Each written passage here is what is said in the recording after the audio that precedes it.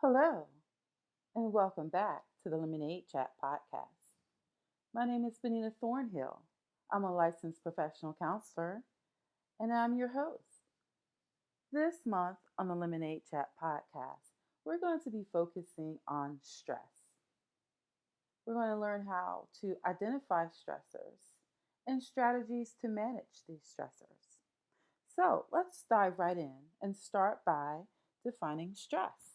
What is stress? Is your body's reactions to the demands placed on it from yourself, others, and the world. Anything has the potential to create stress. Any event, situation, or condition. This includes good things as well as challenging things. So, good things such as promotions or getting married, purchasing a new house, creates eustress in the body.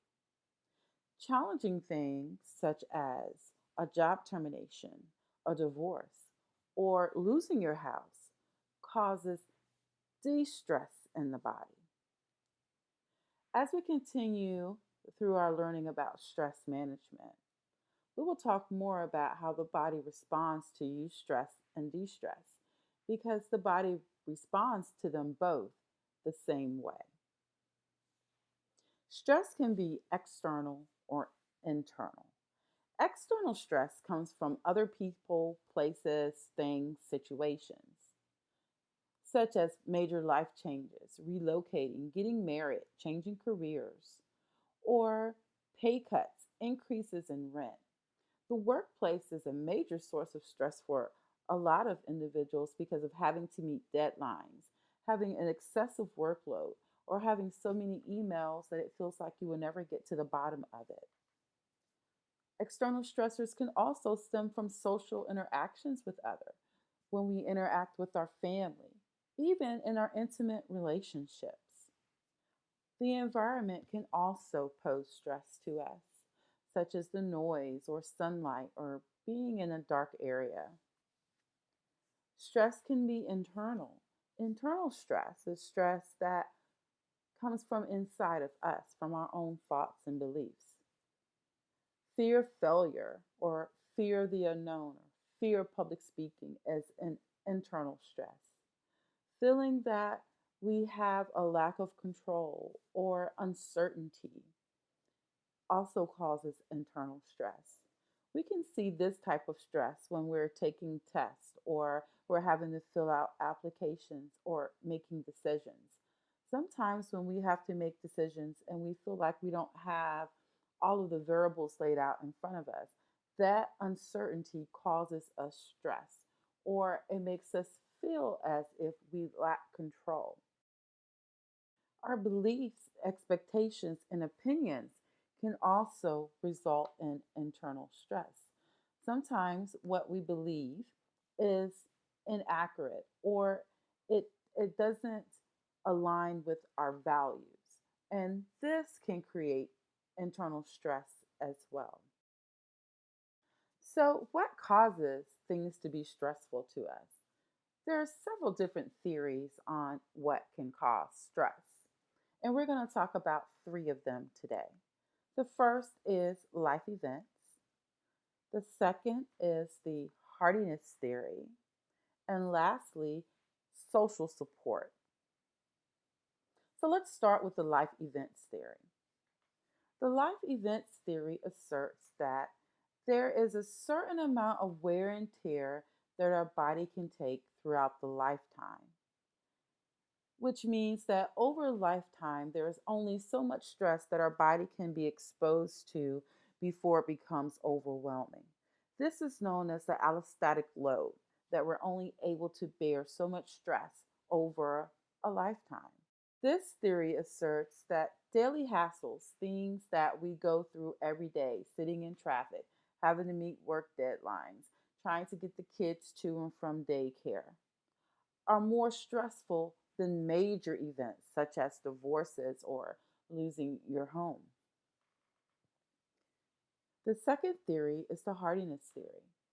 And that theory states that what causes stress is not the event itself, but the attitude that we have toward the stressful event. In other words, it's saying that our perception of a potential stressor makes it a challenge or a threat.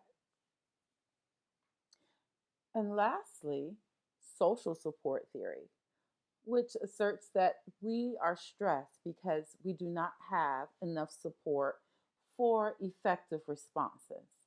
Social support theory looks at emotional support as well as financial support because sometimes we're just going through a rough time and we need someone to talk to validate how we feel. In the absence of this and just left to our own devices, we can continue to spiral in our feelings.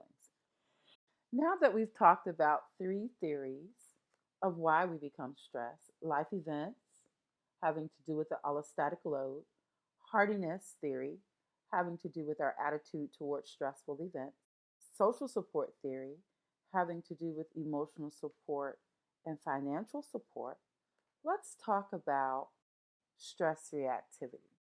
Many of you have heard the term flight or fight response.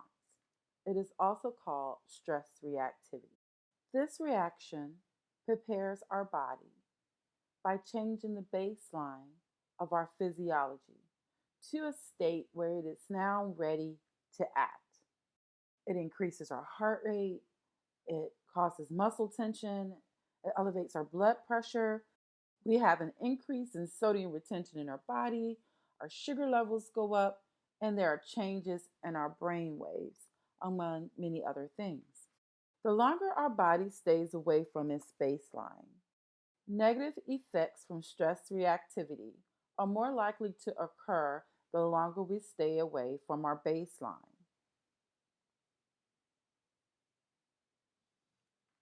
So that means the longer that we are in this physiological state with elevated blood pressure and heart rate and all of these things going on, these effects are having a negative outcome for our body.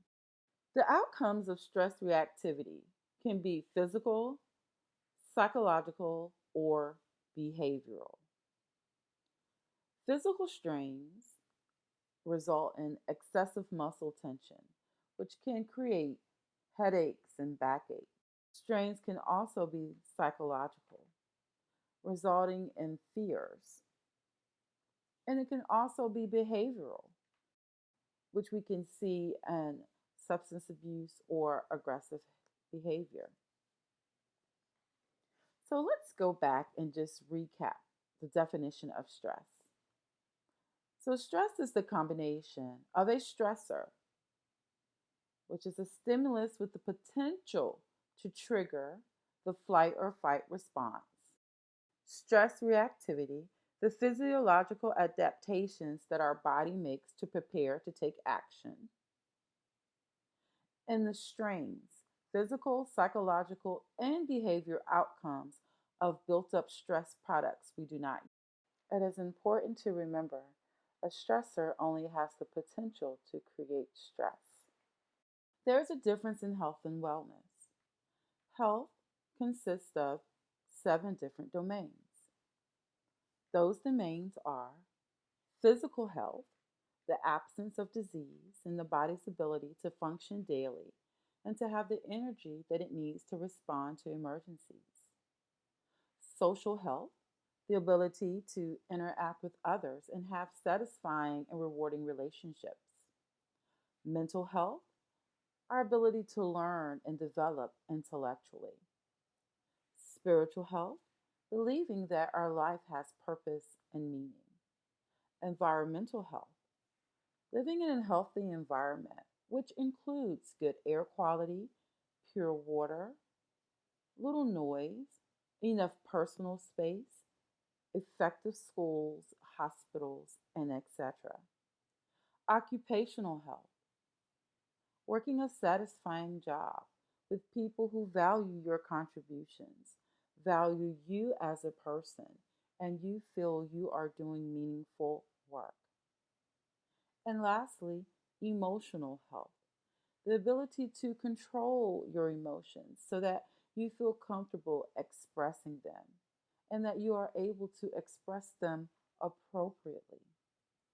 Wellness is the degree that those seven domains of health are in balance. Health and wellness are important in managing stress. Next week on the podcast, we're going to start to look at how stress affects your brain.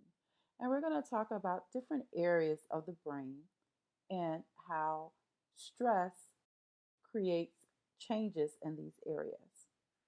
So until next week, stay safe, be well, and continue to make lemonade out of those lemons.